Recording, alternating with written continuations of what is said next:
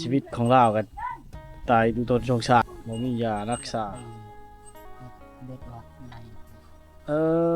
ขัดเคินแห้งในเลือดในออกเลยยุ่งมันบ่ได้หลายไปโทษบ่ยามมื้อคืนบ่มีมุ้งกลางนี่นะ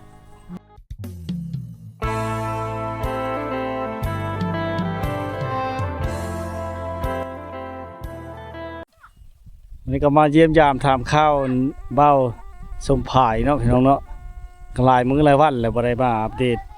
ให้พี่น้องได้มาติดตามสบายดีพี่น้องทั้งฝั่งลาวแล้วก็สวัสดีพี่น้องทั้งฝั่งไทยแล้วก็ทั้งต่างประเทศเนาะเนื่องจากพาถึกเราไปเฮ็ดเวียกเฮ็ดงานก็หลายมื้อแล้วพี่น้องมันบ่ดีเนาะนี่ก็สิมาถามเบิ่งเนาะมันดีบ่เนาะพอดีลาวก็อยู่เฮิรนพอดีเนาะไปเสิบ่ได้ไงสบายดีเป็นได้ไข้ได้หรือบ่ยังบ่ดีคักบ่ยังย่างบ่ได้เนาะไปทบเท้าคือเก่าแหละ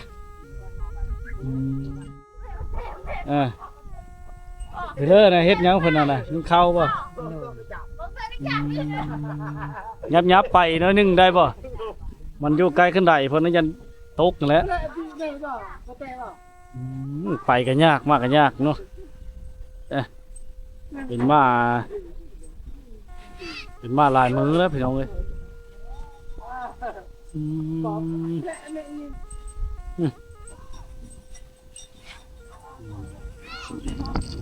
โอ้เฮ็ดกินอันนึงข้าวบ่น่ะผู้นั้นน่ะแบบเป็นคนแบบบ่จะเต็มปานใดพี่น้องเนาะอายหรือน้องเจ้าผู้นั้นน่ะผู้นึงข้าวน้าบ้าวบ่มาอยู่นำหั่นได้เราบ่ค่อยรู้บ่ได้นะถ้าวานท่ายานั่นบ่ถ้าวานจอดบ่วานเนี่ยก็มันบ่มียาใส่เนาะโอ้ยลมหนาวเลยบ่เนี่ยเริ่มลมมาแล้วพี่น้องเอ้ย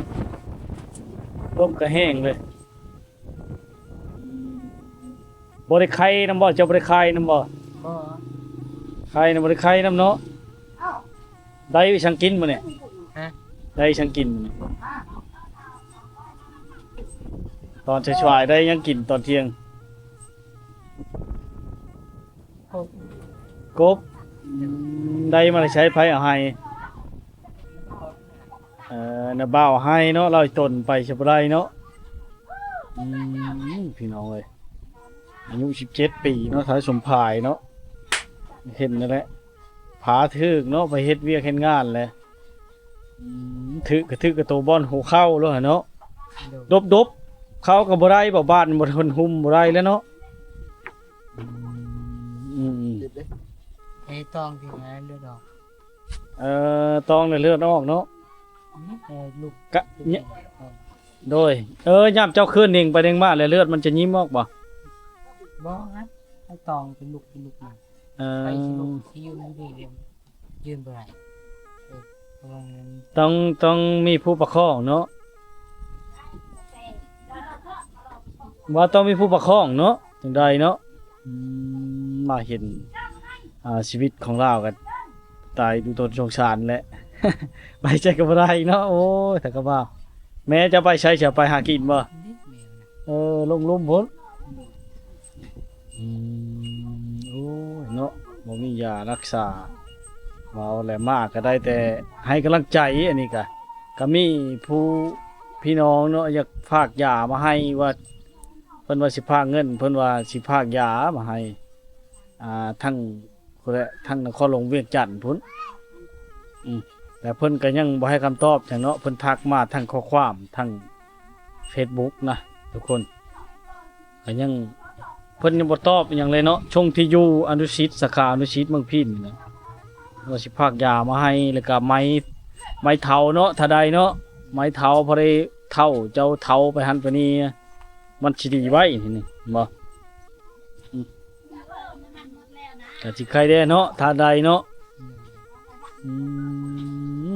น้องอันนี้ลูกที่ไหนลูกเขาบ่ได้เขาลูกก็แบบปีนี้เลือกไปเลือดออกในขัดเคินแห้งในเลือดในออกเลยพี่น้องเลยเนาะ ได้อยู่ในนี้แล้วเนี่ยเนาะแต่ละมื้อน่ะ หนึ่ง บ่ได้ไปใช่แล้วคันจะลงได้จะหาเอิ้นหาพี่น้องมาซอยลงบ่เวลาลงคันใดอย่างนี้ น้องอยู่เนี่ยเราจะลงไปยกเข้าเยอะ บ่แล้วยามบ่ขออนุญาตให้เจ้าปวดท้ายอีจังนะอย่าเข้าห้องน้ำอีหยังตอนนี้หาเขาเลยหามลงเนาะนั่นได้พี่น้องเนาะบรรยากาศกันหนาวแล้ว ยุ่งมันบ่ได้หลายไปโทษบ่ยามมื้อคืนบ่มีมุ้งกลางนี่นะ ๆนุ่งกัน ฮะ นุ่งกัน เฮ็ดอันใดจะรู้อยู่จังได๋ซะ โอ้ยเนาะโอ้ยมุ้งก็บ่มีพี่น้องเอ้ยเนาะผ้าห่มก็คือเห็นนั่นแหละ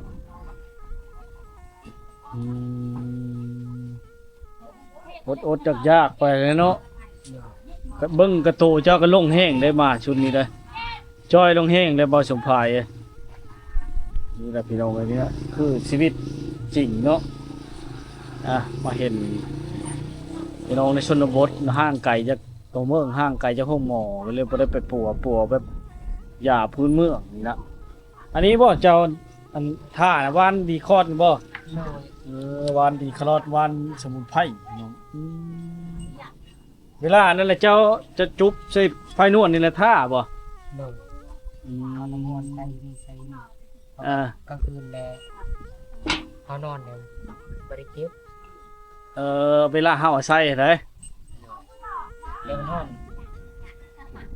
แล้วเจ็บกันเจ็บมีเป็นมีมาก็ได้ ยามดึกๆเนาะมันสงัดอากาศเย็นนี่เจ็บเลยเนาะ โดย เข้าใจก็อยากให้เห็นบาดชัดเจนอยู่พี่น้องแต่มันสิโดนแดงนะก็เลยบ่สามารถให้เบิ่งได้เนาะเราเจ็บนี่เบิ่งสายนี่มันถึกวางหัวเข่าเลยพี่น้องวางหัวเข่าเนาะถือว่าย่างบ่ได้แล้วถ้าได้ไม้เท้าเนาะหันปานนี้ก็ง่ายต่อไปเนี่ยถ้าบ่เห็นนั่นโคตรเห็นอย่างเดียวนี้มันสิย่างบ่ได้เลยนะว่าสิฝ่ายน้องเอ้ยเลิกก็พยายามคอยเฮ็ดไปแล้วเลือดออกก็จะเป็นนั่นแหละต้องได้เคลื่อนนิ่งติ่งได้อยู่เนาะแสดงว่าเอ็นยังบ่ขาดเนาะจนคุ้งกระดูกบ่มันถึกนะ อดกับลูก อืม เดี๋ยวเขาจับได้ดีไม่จับอะไรดีนี่ มาก็ได้โอกาสมาเยี่ยมมายามกัน เจ็บที่พี่ เจ็บทั้งลุ่มบ่เนาะหมดเลยเนาะมันจ้องได้เส้นเอ็นเนาะ ทั้งนี้บริเจ็บ เดินบาดน่ะบ่เจ็บแฮงกว่าได้เนาะเจ็บทั้งลุ่มพุ่นเนาะ ทั้งนี้ โอ้มันจ้องเด้เป็นจ้องกันนี่แหละคือเฮิดลาวแท้ๆกับพี่น้องเลยเห็นสภาพกันเลยเนาะ ใช้น้ำมันเนี่ยเลี้ยวเข้าเนี่ยดึงขึ้นเห็น ขัดใช้น้ำร้อนแล้วพอได้ตีขึ้นเองได้เวลาใช้นะบ่จะว่าความหมายจะว่า โดยนี่พอเมตีดึงเห็นแบบนี้เคยเห็นแบบนี้ได้พอไปได้ตีน้ำมันเนี่ยเป็นเล่น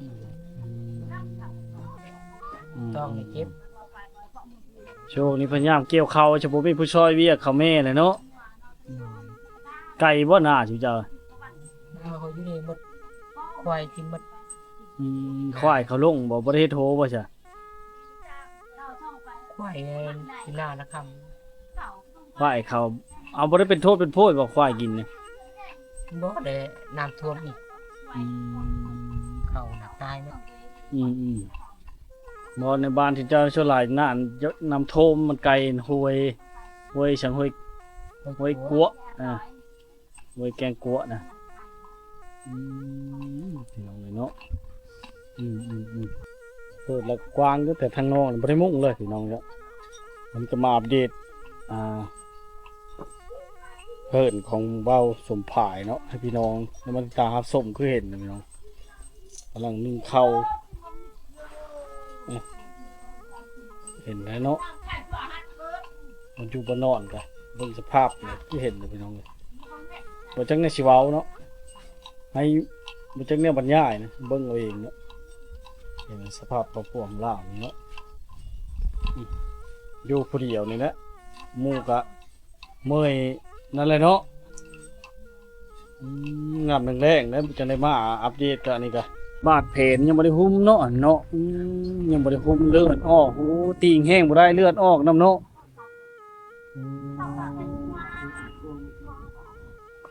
เอาแพทย์เชอเก่าน่ะเช็ดออกบ่ล่ามถึกเนาะกระดาษชู่ๆก็บ่มีเนาะ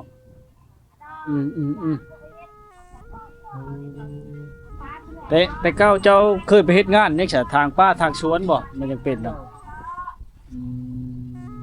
อยู่ในบ้านนี่แหละเนาะคันไปเฮ็ดงานอยู่เวียงอยู่หยังนี่เจ้าก็คือจะไปอยู่บ่ ไป บ่อัน FC ผู้ทักทายอยากช่วยเหลือนี่เขาว่าท่าดีมีหยังแล้วเราเฮ็ดเวได้ปกติแล้วเราอย่าเฮอไปเฮ็ดเวนํแล้วคันเขาบ่มีเวเฮ็ดพอได้ช่วยเหลือแล้วว่าแต่ว่าบ่ฮู้ว่ามันสิได้ตามดังประสงค์หรือบ่นะคันว่าดุว่ามันเพิ่นว่าแบบอัดฉีดล้างรถบ่หรือว่าคนเครื่องคนของอีหยังนี่นะว่านั่นแหละอยากให้นำเพิ่น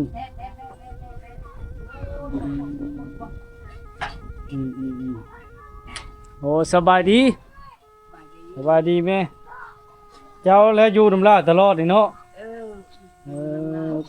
อาการแล้วนี่ไข้ๆได้บ่เป็นเลิศเด้นี่นะ แต่ไข่บึ้งย่างก็บ่ได้ ปัวเป็นธรรมชาติเนาะ นี่ลูกได้เลือดออก ฮะ ว่าลูกที่ไหนเลือดออก คันลุกคุมลุกเลยเลือดออกแล้วเนาะ อืม เออ เจ็บ มันเจ็บเนาะตึงเนาะ เอ็น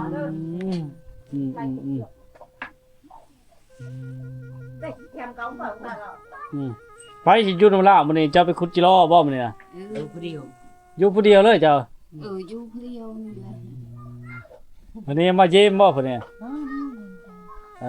แล้วมาเยี่ยมแล้วเจ้าเป็น มา ล่ะ ลินกันแล้วนี่เฮือนคอยนะ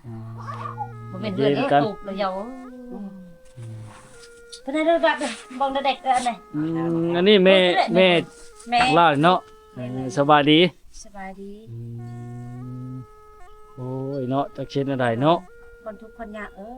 มาประสบพบพอปานนี้ก็จะได้ว่า ไปห้องหมอไปบ่ได้นะ หงหมอกะไก่เนาะ แม่น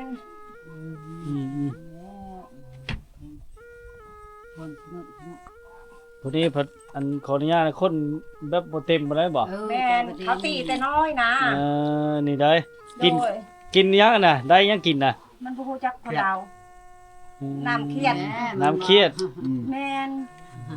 น้ำเลยเขาเนาะติดเดียวนี่แหละเขากันเนาะ บ่พุ่นสองติด สองติดน้อยนี้ แม่นอันนี้บักอันนี้กินเครียดนี่ลูกชายเฮานี่ เขาเฮอบ่หรือว่าชุเจ้าไปการ ไปป่าไปเกี่ยวน้ำเขา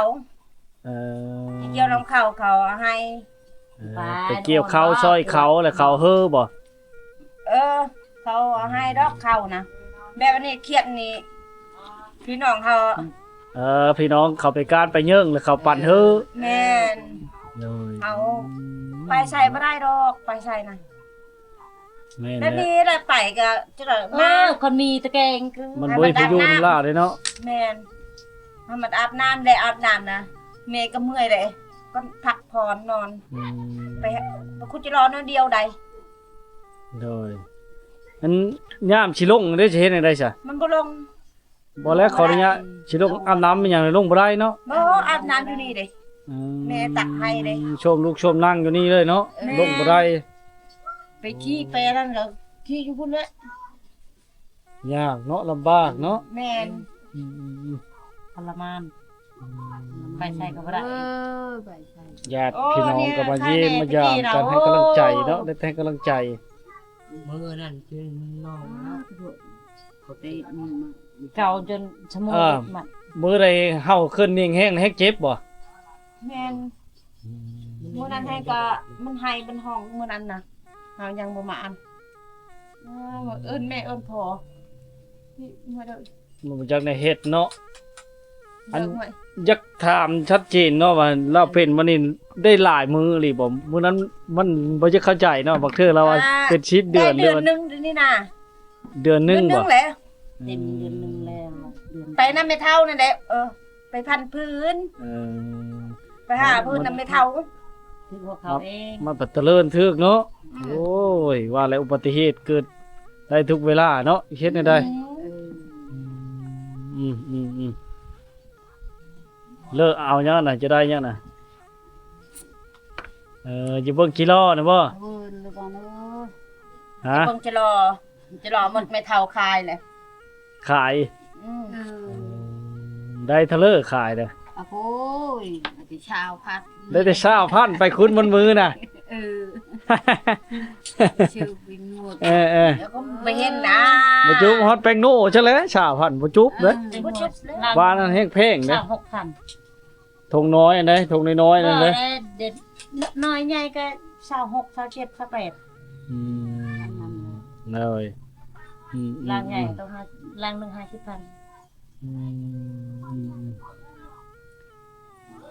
กัดชิมาเยี่ยมยามทำข้าวบะบุญได้ลิงข้าวว่าเราไปสบายว่ะ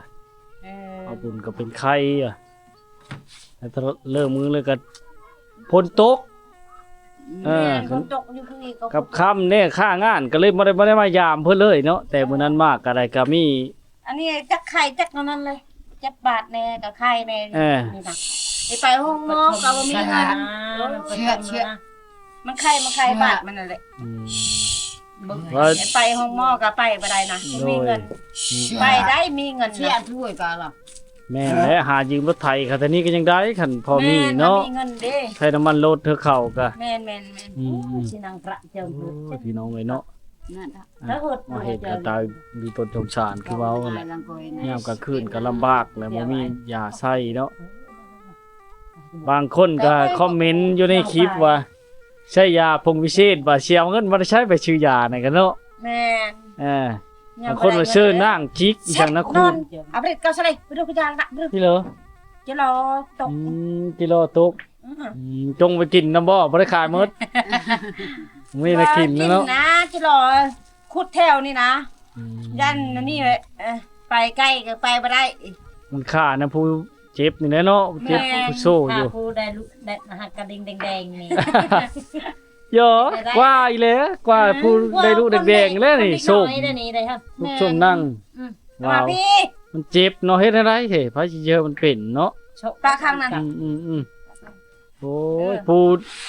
จะได้ซอยเฮอซอยแห้งเพราะว่าเป็นซะเนาะ แม่น เฮ็ดนั่นเลย ไม่ขี้เกียจเด้อนะ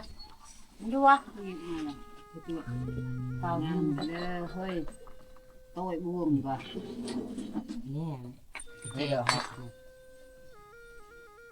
มือเฮ็ดให้มือนั้น กระเจเขามางรถใหญ่เขา นี่เขายืมดีนะยืมหันนั่น ถอดโป่งยืม เบิ่งเด้อมวยเขาน่ะแม่นอยู่ดอกเขาน้อยก็บ่ได้เบิ่งมันมอดมาเด้อ เออ เออ โอเค เอาเมียนแน่